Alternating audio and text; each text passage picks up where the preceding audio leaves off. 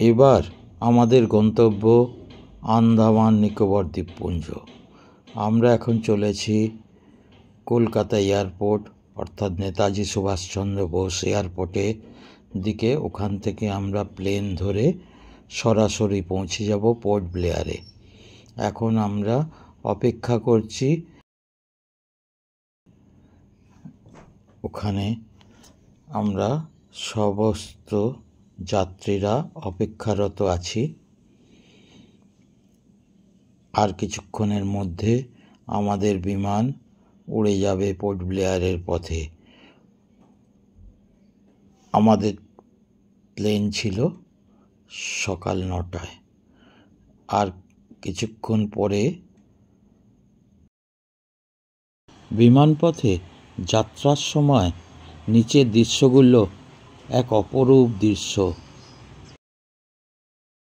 এখন আমরা প্লেনের ভিতরের ছবি দেখাচ্ছি। ওপর থেকে নিচের সমুদ্রের ছোট ছোট দ্বীপ এবং সামনে দিয়ে উড়ে যাচ্ছে কত মেঘ। ওই দেখা যায় বঙ্গোপসাগরের ছোট ছোট দ্বীপগুলি।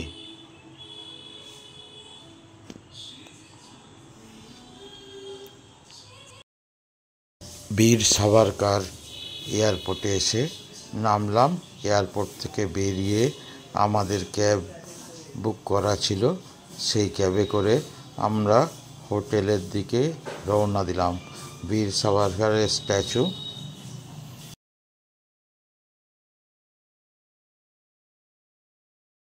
প্রথম দিন বিশ্রাম নেবার পর আশেপাশের জায়গাগুলো ঘুরে দেখলাম।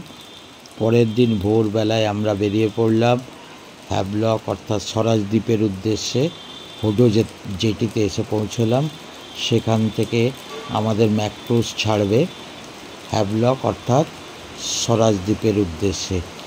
আমরা এই স্বরাজ দ্বীপ যাবার জন্য আগে থেকেই টিকিট বুক করে রেখেছিলাম। ক্রুজের ভিতরটা ভারী চমৎকার, খুব সুন্দরভাবে সিটগুলো, এবং ভিতরটা একটা স্ন্যাক্স বার রয়েছে। সেখান থেকে আপনি চা, কফি, সিঙাড়া, কচুরি ইত্যাদি খেতে পারবেন। বাইরের দৃশ্যগুলো খুবই সুন্দর। আন্দামান ও নিকোবর দ্বীপপুঞ্জ হল ভারতের একটি কেন্দ্রশাসিত অঞ্চল। বঙ্গোপসাগর ও আন্দামান সাগরের সংযোগস্থলে অবস্থিত এই দ্বীপপুঞ্জগুলি 572টি দ্বীপ নিয়ে গঠিত। 572টির মধ্যে মাত্র 38টি দ্বীপে জনবসতি রয়েছে। এছাড়া বাকি দ্বীপগুলো এখনও তেমনভাবে এক্সপ্লোর করা সম্ভব হয়নি। তার মধ্যে কিছু দ্বীপ আছে একদমই প্রবেশের অধিকার নেই বললেই চলে। হ্যাভলকে এসে পৌঁছেছি। এই হ্যাভলক থেকে ম্যাক্রুজটা চলে যাচ্ছে দূরে, হয়তো পোর্ট ব্লেয়ারে অথবা নীল আইল্যান্ডের দিকে। খুব সুন্দর এই দৃশ্যাবলী। হ্যাভলক দ্বীপ স্কুবা ডাইভিং, সমুদ্রের নিচে হাঁটা, স্নরকেলিং, সাঁতার কাটা, রোদ স্নান করা, এছাড়া হাতির ট্রেকিং করা, মাছ ধরা। হ্যাভলক হলো একটি মনোরম প্রাকৃতিক স্বর্গ, যেখানে সুন্দর সাদা বালিকাময় সৈকত, সমৃদ্ধ প্রবাল প্রাচীর এবং সবুজ বন রয়েছে। হ্যাভলক দ্বীপ হলো এক লুকোনো রত্ন, যেখানে সমুদ্র রাতে তার জৈব উজ্জ্বল জলরাশির মাধ্যমে গোপন কথা বলে। এখানকার জনবিন্যাস মোটামুটি হিন্দু প্রধান এরিয়া। কিছু অংশ খ্রিস্টান, কিছু অংশ মুসলমান এই দ্বীপে বাস করে। তবে বেশিরভাগ বাংলাদেশি শরণার্থীদের এখানে আশ্রয় দেওয়া হয়। তারা এখানে বর্তমানে রাজ করছে বললেই চলে। আপনি হ্যাভলক নীল এবং পোর্ট ব্লেয়ারে ভাষা হিসেবে বাংলাকে ব্যবহার করতে পারেন সর্বত্র। এরা বলতে এবং বুঝতে পারে। হ্যাভলকের এই ড্রিমল্যান্ড রিসর্টটিতে আমরা ছিলাম। আগে থেকেই আমাদের বুক করা ছিল অনলাইনে, আমাদের কোনো অসুবিধা হয়নি। এই ড্রিমল্যান্ড হোটেল, এটি একটি বাস স্ট্যান্ড, হ্যাভলকের বাস স্ট্যান্ড। এই রানী কালারের যে বাড়িটি দেখা যাচ্ছে, এটা ড্রিমল্যান্ড হোটেল বা রিসর্ট। ভিতরের দৃশ্য দেখাচ্ছি। রিসেপশন রুম, এখানে আইডি দেখিয়ে আমাদের ঘর নিলাম। এখানে খাওয়ার বন্দোবস্ত রয়েছে। এইখানে আপনি ভালোভাবেই আপনি সমস্ত কিছু খাবার পাবেন। রুমের চিত্র। এখন আমরা চলে গেলাম হ্যাভলক বিচে, অর্থাৎ রাধানগর বিচে। এই বিচটি হলো পৃথিবীর অন্যতম 10টি সেরা বিচের মধ্যে একটি বিচ। এর বালি একেবারে তুলতুলে, যেন পা দিলে মনে হবে যেন নরম গদিতে বা মগমলে পা দিচ্ছি। সেই কারণে এই রাধানগর বিচ পৃথিবীর অন্যতম 10টি সেরা বিচের একটি বিচ। এখানে বিভিন্ন রকমের রাতের দৃশ্য, রাতের পার্কের দৃশ্য। বিচ থেকে একটু এগিয়ে এলেই এই পার্কটি। রাতে আর বিচের মধ্যে বিভিন্ন রকমের নোংরা ফেলে, সেটা তুলে পরিষ্কার করে দিলাম। বিচটা পরিষ্কার রাখা আমাদের সবার কর্তব্য।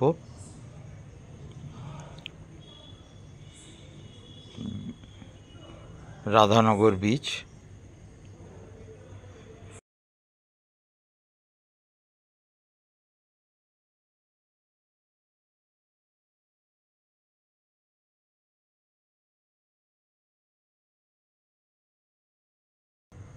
বাচ্চারা বালির ওপর নানান রকমের ঘর বাড়ি ইত্যাদি তৈরি করছে।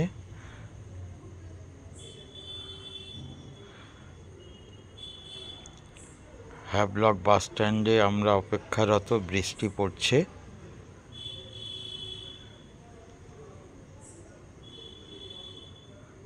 আমরা এবার চলে যাব শহীদ দ্বীপের উদ্দেশ্যে।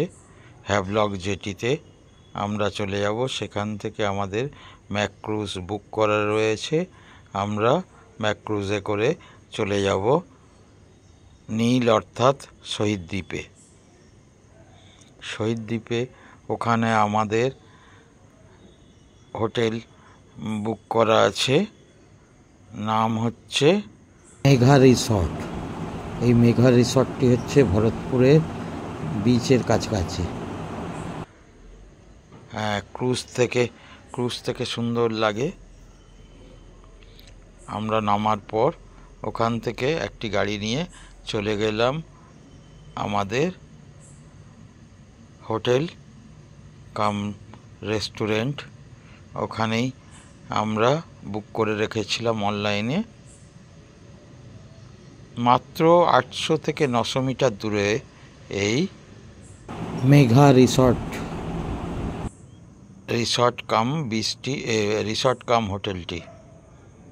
ওখানে মালপত্র রেখে আমরা সোজা চলে গেলাম সীতাপুর বিচে। সীতাপুর বিচ স্নানের পক্ষে উপযুক্ত নয়, কিন্তু এর রং রূপের কাছে চোখ ধাঁধিয়ে যাবে। এত সুন্দর জলের বৈচিত্র্য এবং ভীষণভাবে আপনার ফটো তুলতে বারবার ইচ্ছা করবে।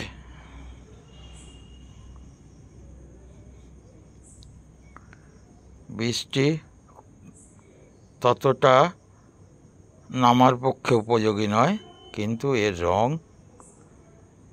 দেখে চোখ ধাঁধিয়ে যাবেই। সামনে একটি খড়ের কিয়স্ক মতো করা রয়েছে।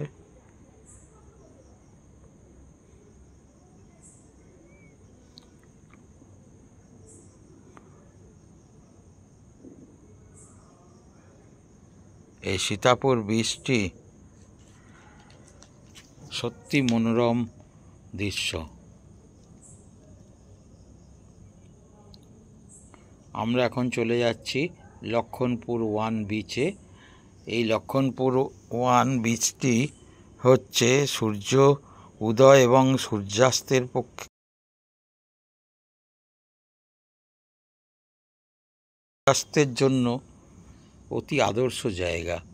খুব সুন্দর গাছের সারি সারি বৃক্ষ।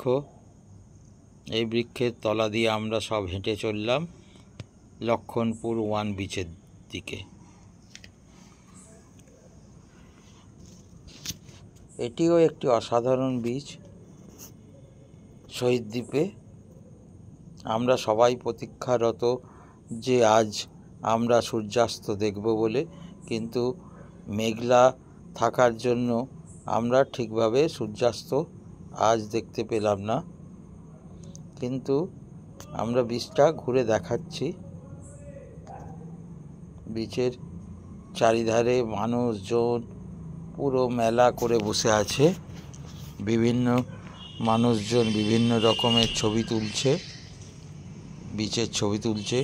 আর ওই দূরে দেখা যাচ্ছে হ্যাভলক আইল্যান্ড।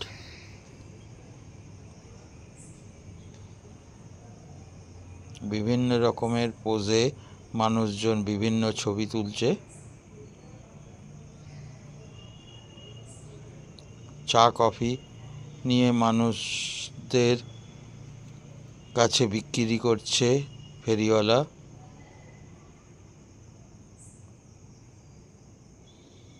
অপরূপ সুন্দর এই বীচটি।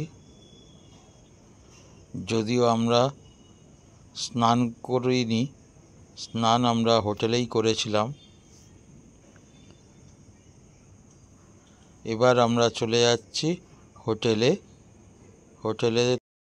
পরের দিন আমরা সকালবেলায় বেরিয়ে পড়লাম লক্ষণপুর বিচের দিকে।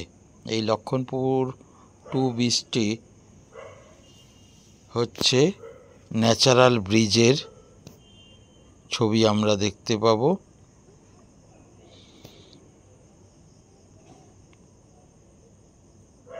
কোকোনাট মিল্কের সাথে আপনি ওই ফলটাকে ডাইরেক্ট চাবায় খেতে পারেন, কিন্তু এতে ক্যালসিয়াম অক্সাইডের মাত্রা বেশি আছে, তো আপনার পেট খারাপ।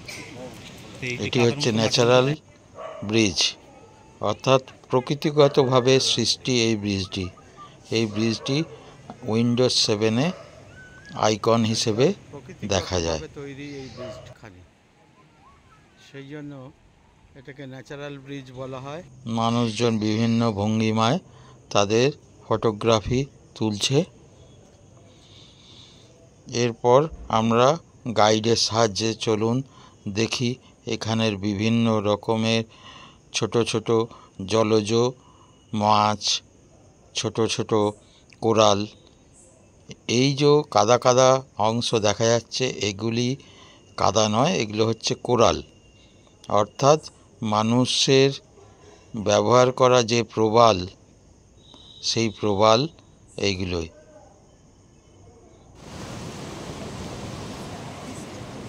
Natural bridge.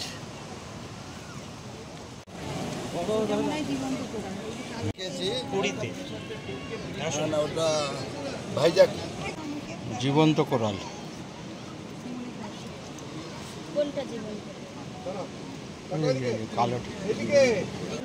কালো আর খয়েরিটা।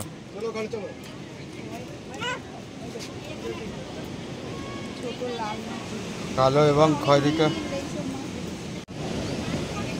কোনটা বাজা ফেলাই গো? এই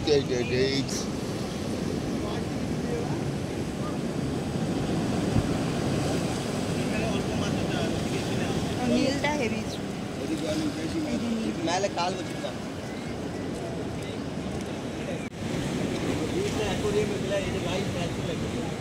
থেকে লম্বা হ্যাঁ জ্যান্ত বলছি,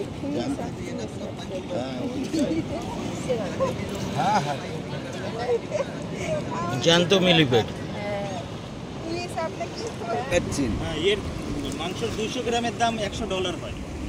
এগুলো ছোট ছোট না, ভিতরে আছে। না না, এটার সাইজ এই ধরনের হয়। কি নামটা বললে? সিয়ারচিন। হুম। তো যদি এর কাঁটা যদি পায়ে কোথাও ঢুকে যায়, হাতে পায়ে, ওই কাঁটা কোনোদিন বের হবে না, অপারেশন করলেও বের হয় না। ও ভেঙে পুরো ভেঙে কেটে বের করতে হবে। ভেঙে ভেঙে থেকে যায়, কোনো অসুবিধা নেই, ওই জায়গাটা ফুলে যাবে আর ব্যথা থাকবে। ওটা ম্যানটা আসে, ওই যে একটা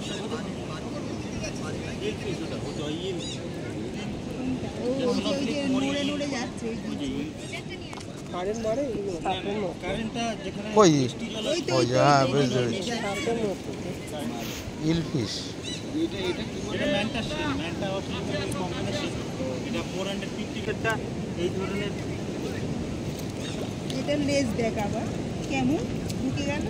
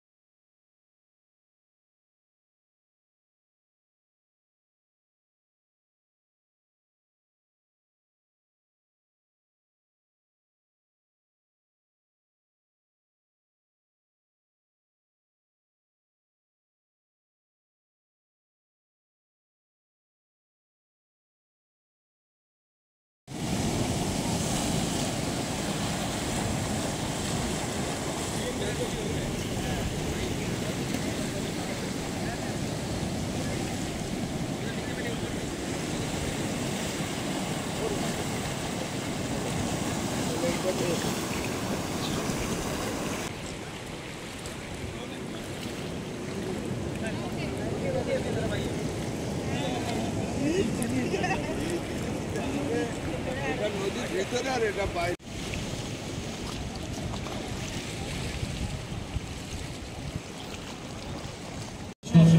জীবন্ত কোরাল। চলে আসো এদিকে। চলো চলো, ওদিকে আরো আছে, চলো বেশি আছে, চলো। এটা ব্রেনসেল কোরাল।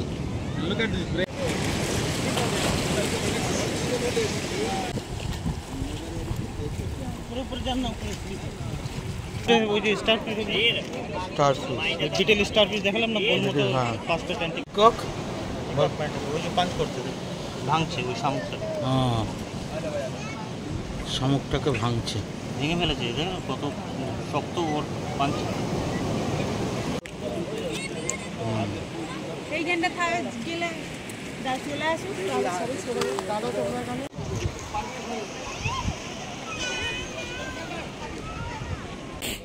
আমাদের গাড়ি দাঁড়িয়ে আছে, আমরা দেখে ফিরছি।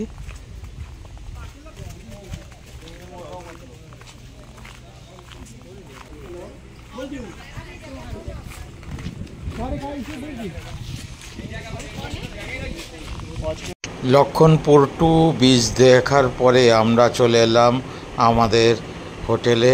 এখানে লাঞ্চ করে আমরা চলে যাব ভরতপুর বিচে। ভরতপুর হাঁটা পথের দূরত্ব মাত্র 100 মিটার। বৃষ্টি হচ্ছে, আশেপাশের দোকান, রিসর্ট, বাজার ইত্যাদি। এই ভরতপুর বিচে বিভিন্ন রকমের স্পোর্টস অ্যাক্টিভিটি হয়, স্কুবা ডাইভিং, স্নরকেলিং, বাইকিং ইত্যাদি। এখানে স্পোর্টস অ্যাক্টিভিটিসগুলো হয়, তবে 60 বছরের ঊর্ধ্ব ব্যক্তিদের স্কুবা ডাইভিং করা মানা।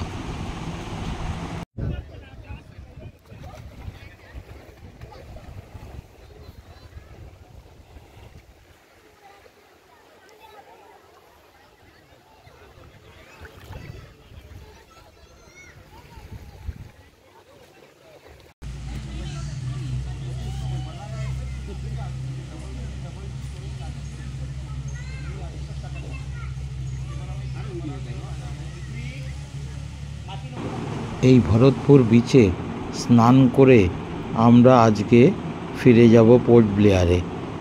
মাত্র 2 রাত্রির, 1 রাত্রি হ্যাভলকে আর 1 রাত্রি নীলে কাটিয়ে আমরা আজ আবার ফিরে যাব পোর্ট ব্লেয়ারে। আমাদের ক্রুজ আছে 1টার সময়, আর এই ক্রুজ পৌঁছবে সন্ধে 5টার সময়।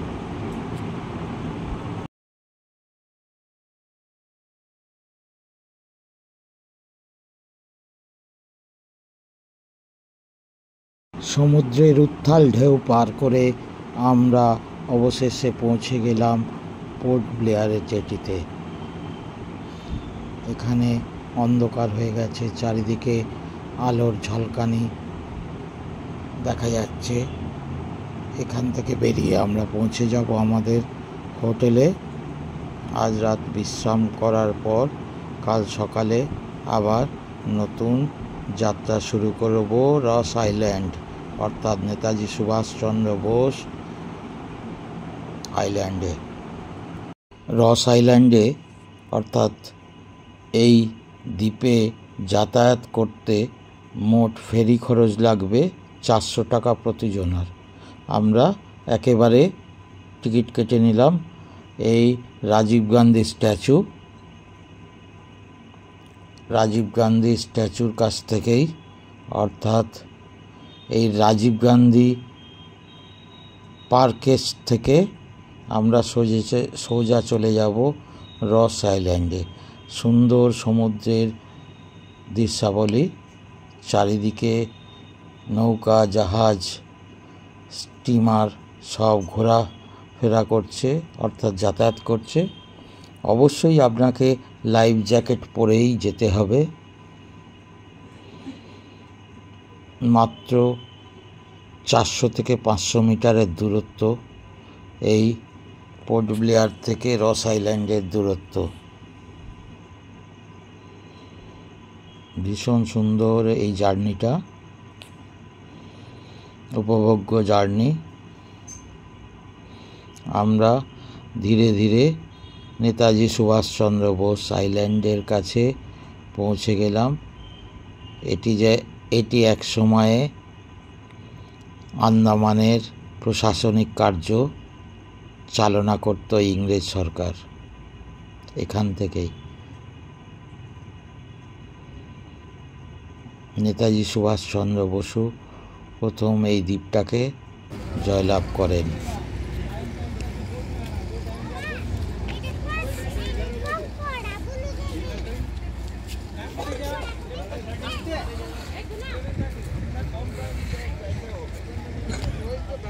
নেতাজি সুভাষ দ্বীপে পৌঁছে দেখলাম এদিক সেদিক কিছু হরিণ ঘোরাফেরা করছে। তাদের যদিও খাবার দাবার দেওয়া মানা।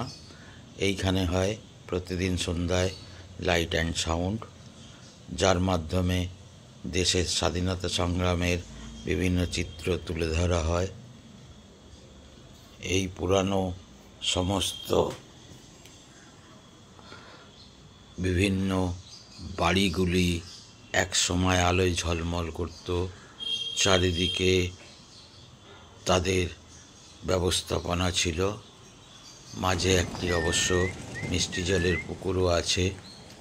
এক সময় ব্রিটিশ রাজ এইখান থেকেই সমগ্র আন্দামানকে প্রশাসন করত। ব্রিটিশ আমলের চার্চ। 1946 সালের পর এই দ্বীপ এই গির্জায় জাপানিদের হাতে চলে যায়। তারপরে সেই দ্বীপ আবার ভারতীয়দের কাছে চলে আসে। পুকুর আছে, হেঁটে ঘুরলেই ভালো লাগবে। এটি একটি ড্যান্সিং ফ্লোর, রেস্টুরেন্ট কাম বার। এখানে প্রতি সন্ধ্যায় মজলিস বসত। ব্রিটিশ সরকারের বিভিন্ন ঊর্ধ্বতন এবং অধস্তন কর্মচারীরা প্রতি সন্ধ্যায় এখানে তাদের পার্টি করত। বর্তমানে এটি একটি ভুতুড়ে বাড়িতে রূপান্তরিত হয়েছে। সামনে যে ভবনটি দেখা যাচ্ছে এটি বর্তমানে ব্যারাক, অর্থাৎ এই দ্বীপের রক্ষণাবেক্ষণ করে। এছাড়া আগে এটি প্রশাসনিক কার্যালয় ছিল। বর্তমানে কিছু কিছু অফিসও রয়েছে, যেগুলো এই দ্বীপটাকে পাহারা দেওয়ার জন্য লোক নিয়োজিত করা রয়েছে এবং তৎসংলগ্ন অফিসও রয়েছে।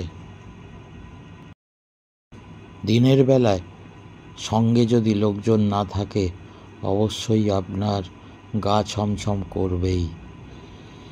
এই ভবনগুলো দেখলে মনে হবে যেন ভুতুড়ে ছায়া বেরিয়ে আসছে। ভারত আমার ভারতবর্ষ, স্বদেশ আমার স্বপ্ন গো, তোমাতে আমরা লোভিয়াছি, ধন্য হয়েছি ধন্য গো। ভারত আমার ভারতবর্ষ, স্বদেশ আমার স্বপ্ন গো। এখন আমরা দেখতে পাচ্ছি ওয়াচ টাওয়ার, অর্থাৎ এই রস আইল্যান্ডের থেকে বহিঃশত্রু যদি কোনো আক্রমণ করে, তাহলে এখান থেকে তারা পর্যবেক্ষণ করে। ভারত আমার ভারতবর্ষ, স্বদেশ আমার স্বপ্ন গো, তোমাতে আমরা লোভিয়া জন্ম, ধন্য হয়েছি ধন্য গো। ভারত আমার ভারতবর্ষ, স্বদেশ আমার স্বপ্ন গো। কিরীট ধারিণী তুষার শৃঙ্গে, সবুজে সাজানো তোমার দেশ। চারিদিকে সমুদ্র, তার মাঝখানে একমাত্র এই মিষ্টি জলের পুকুর। ব্রিটিশরা তাদের প্রশাসনিক কাজকর্মের সময় এই মিষ্টি জলের পুকুরের জল পান করত, এছাড়া আর কোনো জলের ব্যবস্থা ছিল না। তোমার উপমা তুমি তোমার রূপের নাহি তো শেষ। ভারত আমার ভারতবর্ষ, স্বদেশ আমার স্বপ্ন গো, তোমাতে আমরা লোভিয়া জন্ম, ধন্য হয়েছি ধন্য গো। প্রতিদিন সন্ধ্যাবেলায় এখানে হিন্দি এবং ইংরেজি লাইট অ্যান্ড শো প্রদর্শন করা হয়। আমরা ফিরে আসছি মূল ভূখণ্ডের দিকে।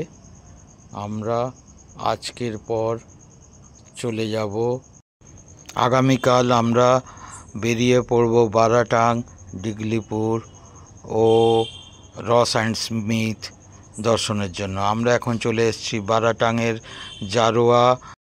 জারোয়া সংরক্ষিত অঞ্চলে। এখানে ফটোগ্রাফি কোনো তোলা নিষেধ, তাই আপনাদের ফটোগ্রাফি দেখাতে পারবো না। তারপর আমরা চলে এলাম বারাটাং। এই নদী পার হতে বার্জে করে বাস, গাড়ি ইত্যাদি পার করা হয়, ওপার থেকে আবার গাড়ি ধরতে হয়। এই বাঁদিকে যে সবুজ অরণ্যটা দেখা যাচ্ছে, এটিই হচ্ছে জারোয়া অঞ্চল। এখানেই জারোয়াদের আবাস। পৃথিবীর আদিমতম জনজাতি এই জারোয়াদের বাস। এখান থেকে আপনি লাইমস্টোন কেভে যেতে পারেন স্পিড বোটে করে আলাদাভাবে। আমরা এখন চলেছি মায়াবন্দর, ডিগলিপুর হয়ে পৌঁছে যাব ল্যামিয়া বে বিচে। মায়াবন্দর ঠিক পোর্ট ব্লেয়ার এবং ডিগলিপুরের মাঝের অংশ। আমরা ডিগলিপুর পৌঁছে গেলাম। ডিগলিপুরে এখানে আমরা আজ রাত্রিবাস করব। ডিগলিপুর থেকে আমরা হোটেল নিয়ে পৌঁছে গেলাম 30 কিলোমিটার দূরে ল্যামিয়া বে বিচ। এখানে সন্ধ্যার সময় বিচে প্রচুর কচ্ছপ জমা হয়, কিন্তু আমরা সেটে দেখতে পারবো না, কারণ আমাদের পারমিশন হচ্ছে বিকেল 5টা পর্যন্ত। 5টার পরে আমাদের এই বিচ থেকে বার করে দেওয়া হবে। সেই কারণে আমাদের ভাগ্যে এই কচ্ছপ দেখার সৌভাগ্য হলো না। এই বিচের সামনে যে গভীর সুন্দর লম্বা লম্বা গাছের সবুজ গাছ বনাঞ্চল দেখা যাচ্ছে, সেটাও ভারী চমৎকার। সুন্দর একটা পরিবেশ। এখানে আপনার সারাটা দিন সুন্দরভাবে কেটে যাবে, সবুজের সমারোহ। চলুন আমরা এখন ল্যামিয়া বিচটা দেখে আসি। এই ল্যামিয়া বিচটা হচ্ছে নুড়ি বিছানো সমুদ্র সৈকত এবং তীরে শুয়ে থাকা পাথরের কাঠামোগুলো। ল্যামিয়া বে বিচ সত্যিই প্রাকৃতিক সৌন্দর্যে আশীর্বাদপূর্ণ। এটি একটি প্রশস্ত এবং বালুকাময় সৈকত, যা সমুদ্র সুন্দর করতে সাহায্য করে। সমুদ্র সৈকত আন্দামানের সর্বোচ্চ স্থান স্যাডেল পিকের পাদদেশে অবস্থিত। এই সমুদ্র সৈকত সত্যি প্রাকৃতিক সৌন্দর্যে সমৃদ্ধ। ল্যামিয়া বিচ দেখে আমরা ফিরে এলাম ডিগলিপুর বাজারে। এখানেই আমাদের ঘর অর্থাৎ হোটেলের বুক করা ছিল, ওখানেই আমরা যাব। তার আগে ডিগলিপুর বাজারের কালী মন্দির দর্শন করলাম। এই ডিগলিপুর বাজারটি একটি মনে হবে যেন বাঙালি বাজারে চলে এসেছি। আমরা এখন চলে যাচ্ছি রস অ্যান্ড স্মিথ দর্শনের জন্য। রস অ্যান্ড স্মিথ বিচ দেখার জন্য আপনাকে এখান থেকে টিকিট বুক করে ছোট স্পিড বোটে করে প্রায় 2-3 কিলোমিটার দূরত্বে আপনাকে যেতে হবে। এছাড়া এই দ্বীপে একেবারে নির্জন দ্বীপ, এখানে কোনো খাবার দাবার পাওয়া যায় না। সঙ্গে জলের বোতল ও খাবার দাবার অবশ্যই নেবেন। জনমানব শূন্য একদম নির্জন দ্বীপ।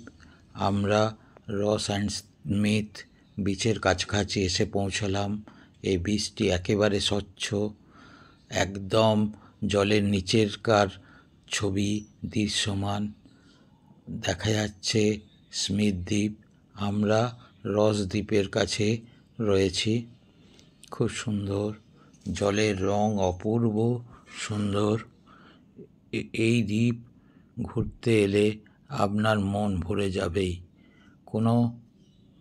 কোনো সন্দেহের অবকাশ নেই। অসাধারণ সুন্দর স্বচ্ছ জল।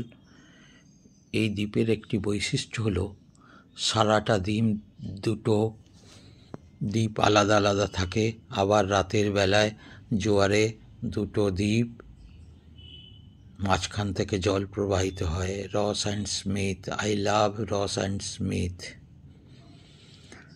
সামনে অসংখ্য জলজ পোকামাকড়, শঙ্খ ইত্যাদি দেখতে পাচ্ছি। এখানে স্নরকেলিং এবং স্পিড বোটিং করার জন্য আদর্শ জায়গা, ভীষণ সুন্দর জায়গা। আপনি হাতে সময় পাবেন মাত্র 2.5 ঘন্টা। এছাড়া যদি আপনি অতিরিক্ত থাকতে চান তাহলে আপনাকে প্রতি ঘন্টা অনুযায়ী 500 টাকা করে অতিরিক্ত দিতে হবে। এছাড়া আপনি বিকেল 4টের মধ্যে এই দ্বীপ ছেড়ে চলে আসতে হবে, কারণ সন্ধ্যাবেলায় এই দ্বীপে থাকা নিষিদ্ধ। এছাড়া এখানে প্রচুর কচ্ছপ ওঠে। একদম নির্জন সৈকত, জনমানব শূন্য, কিন্তু খুব আধুনিকতার ছোঁয়া রয়েছে এই দ্বীপে। এই দ্বীপে আসতে গেলে আপনাকে 4 জন, 6 জন অথবা 10 জনের বোট ভাড়া করতে হবে। 4 জনের জন্য 6,000 টাকা, 6 জনের জন্য 9,000 টাকা এবং 10 জনের জন্য আপনাকে 15,000 টাকা গুনতে হবে। একদম জল খাবার দাবার সঙ্গে অবশ্যই নেবেন এবং এই বিচে স্নান করে আপনি অতিরিক্ত আনন্দ এবং মজা পাবেন, নিজেকে হারিয়ে ফেলবেন এই দ্বীপে এলে। যেমন জলের রং তেমনি সুন্দর সাদা বালুকা রাশি। সবাই যেন একেবারে আনন্দে উল্লাসে মেতে উঠেছে।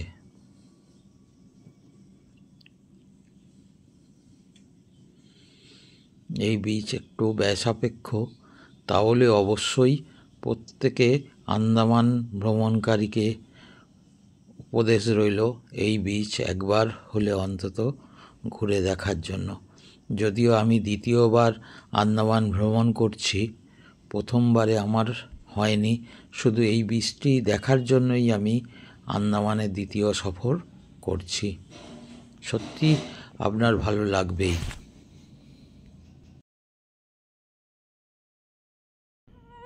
তাছাড়াও এই দ্বীপে আসতে গেলে আপনি শেয়ার বেসিসেও আসতে পারেন। আপনার মোটামুটি লক্ষ্য রাখতে হবে 4 জন, 6 জন এবং 10 জনের দল থাকা বাঞ্ছনীয়। খুব সুন্দর জল, এই জলে স্নান করলে মনে হবে শরীর শীতল এবং জলের পরিমাণ খুব বেশি নেই, কিন্তু খুব উপভোগ্য এই জলরাশি। সুন্দর সবুজ, নীল এবং সাদা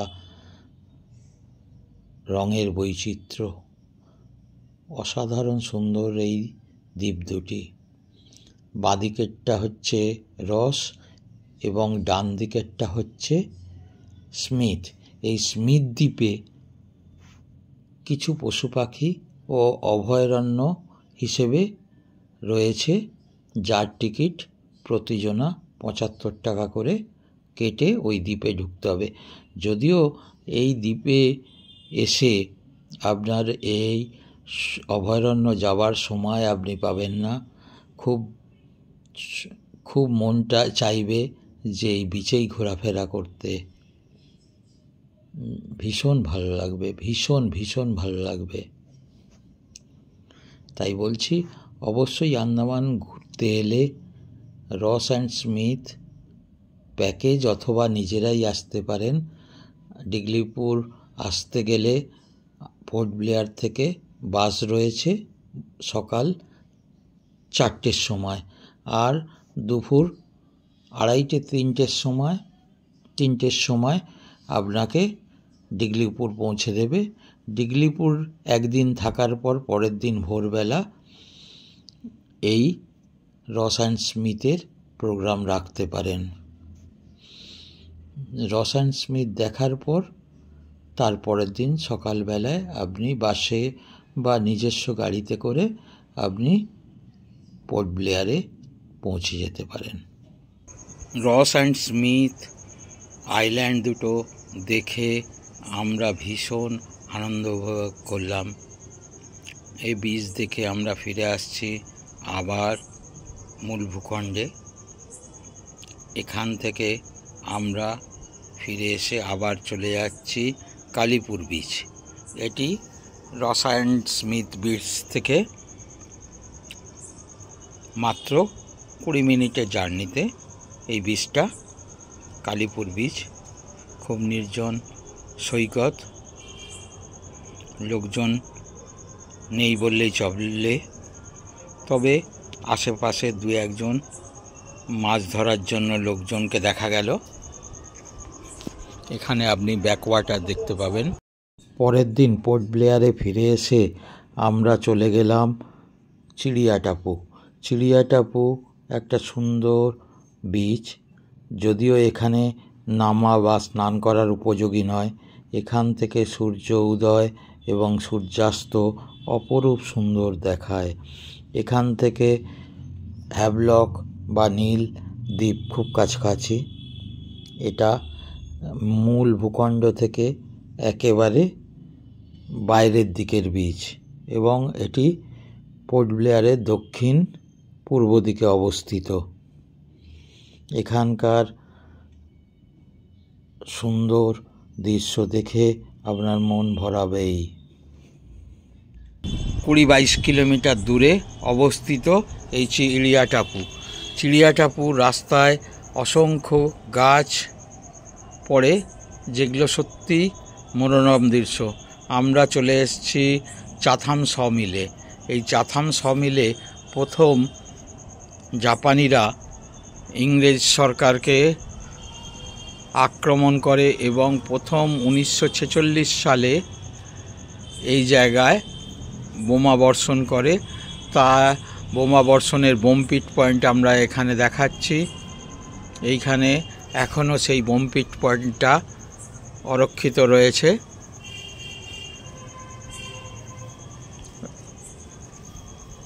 চাথাম সমিলে একটি মার্কেটিং ডিভিশন আছে। এখান থেকে আপনি বিভিন্ন কাঠের জিনিসপত্র কিনতে পারেন। খুব সুন্দর এবং সত্যি আকর্ষণীয়। এরপর আমরা চলে যাব মাউন্ট হ্যারিয়েট, অর্থাৎ বর্তমান নাম হচ্ছে মণিপুর পর্বত। মাউন্ট হ্যারিয়েট পর্বতে এসে পৌঁছে গেলাম।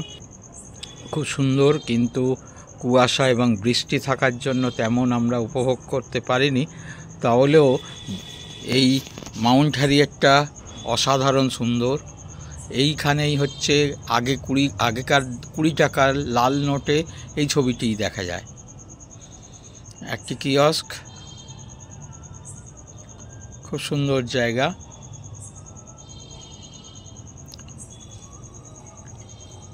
টাকার নোটে এই ছবিটা দেখা যায়।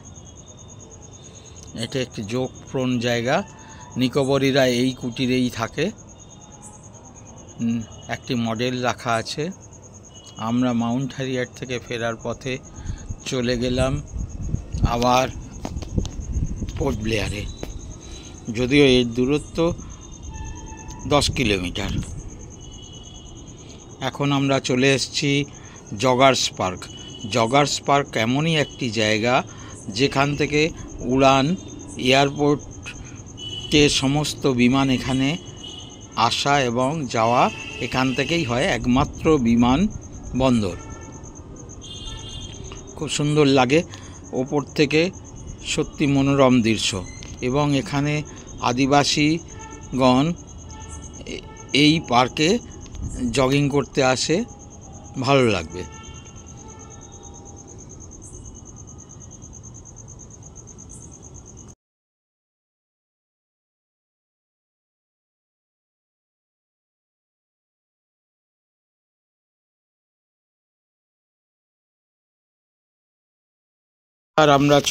এবার আমরা চলে যাব সেলুলার জেল।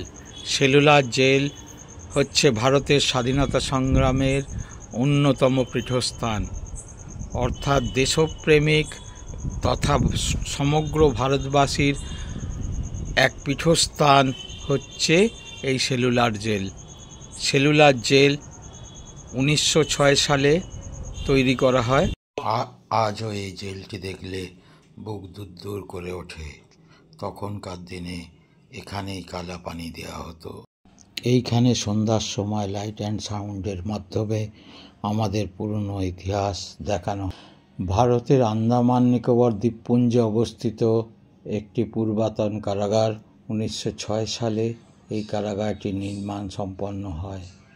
ভারতের স্বাধীনতা সংগ্রামের অংশগ্রহণকারী বহু বিশিষ্ট আন্দোলনকারী যেমন বটুকেশ্বর দত্ত, উল্লাসকর দত্ত, বিনায়ক দামোদর সাভারকার ও অন্যান্য স্বাধীনতা সংগ্রামীরা এই কারাগারে বন্দী ছিলেন। এখন এই জেলটি অর্থাৎ দালানটি জাতীয় স্মারক হিসেবে ব্যবহৃত হচ্ছে। আন্দামান দ্বীপপুঞ্জে একমাত্র সেলুলার জেলটি পোড়া মাটির ইটের তৈরি। সরকার আন্দামান দ্বীপকে কারাগার বা জেল হিসেবে ব্যবহার করার জন্য সিদ্ধান্ত নেন। প্রথম 10ই মার্চ 200 জন বিদ্রোহীকে এখানে আনা হয়েছিল। 19 শতকে যখন ভারত পরাধীন, ঠিক সেই সময় স্বাধীনতা সংগ্রাম ছিল তুঙ্গে। অনেক বিদ্রোহীদের ফাঁসি তো দেওয়াই হতো, আবার এখানে ঠাঁই হতো সেই ভয়ঙ্কর দ্বীপে। তখন ব্রিটিশ সরকার ভাবলেন এবার আন্দামানের দরকার এক নিরাপত্তা সমেত একটি কারাগার। তখনই নির্মিত হয়েছিল এই কালাপানি বা সেলুলার জেল। সেই সময় বহু বিদ্রোহীকে এই কারাগারে রাখা হয়েছিল। এই জেলটি সমগ্র ভারতবাসীর কাছে আজ এক পবিত্র। মুক্তির মন্দির সোপান তলে কত প্রাণ হলো বলিদান, লেখা আছে অশ্রু জলে। মুক্তির মন্দির সোপান তলে কত প্রাণ হলো বলিদান, কত বিপ্লবী বন্ধু রক্তে রাঙা, বন্দিশালার ওই শিকল ভাঙা। তারা কি ফিরবে আজ সুপ্রভাতে, যত তরুণ অরুণ গেছে অস্তাচলে। মুক্তির মন্দির সোপান তলে কত প্রাণ হলো বলিদান। আমরা এখন ফিরে আসার পালা। বীর সাভারকার এয়ারপোর্ট থেকে কলকাতা এয়ারপোর্টে ফিরছি। নিচের দৃশ্যগুলি সত্যি অসাধারণ সুন্দর। আমাদের আন্দামান সিরিজ এখানেই শেষ করছি। মোটামুটি সম্পূর্ণ আন্দামান ভ্রমণটি দেখাবার চেষ্টা করলাম। আপনারা সবাই ভালো থাকবেন, সুস্থ থাকবেন। নমস্কার। যদি ভালো লাগে ভিডিওটি শেয়ার ও লাইক করবেন। ধন্যবাদ।